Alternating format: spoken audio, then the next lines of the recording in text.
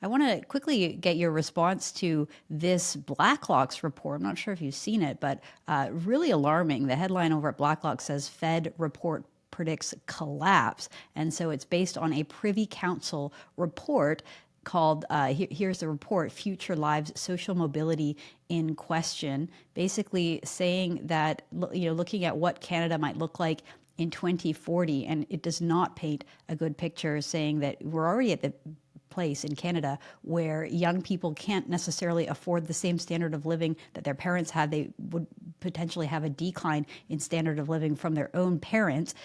This paints a picture of something even more frightening by 2040. The Toronto Sun also reported on it, saying government report predicts 2040 dystopia, collapsed economy, hunting for food. So that was one of the little snippets in here, that they're worried that people will begin hunting on public lands just to eat.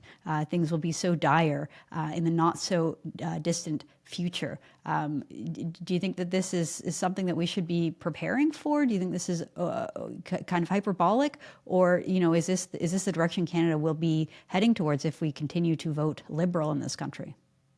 Well, I'm not going to, be partisan in terms of who we're voting for. I think any party that doesn't address, I think, these issues around productivity are going to have, it's going to create a major problem for Canada. As the OECD and number of studies have already shown, is that, we are going to be we're going to be pretty low ranked as a country in the next 20, 30 years if we continue doing what we've done in the last 10 years.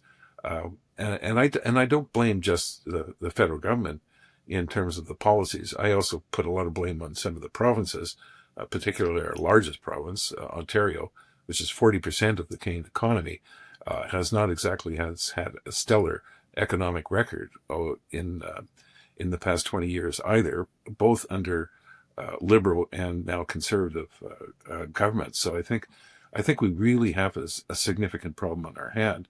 But I think the one thing that that report probably doesn't talk about is the fact that we may end up losing a lot of young Canadians who will go elsewhere to work.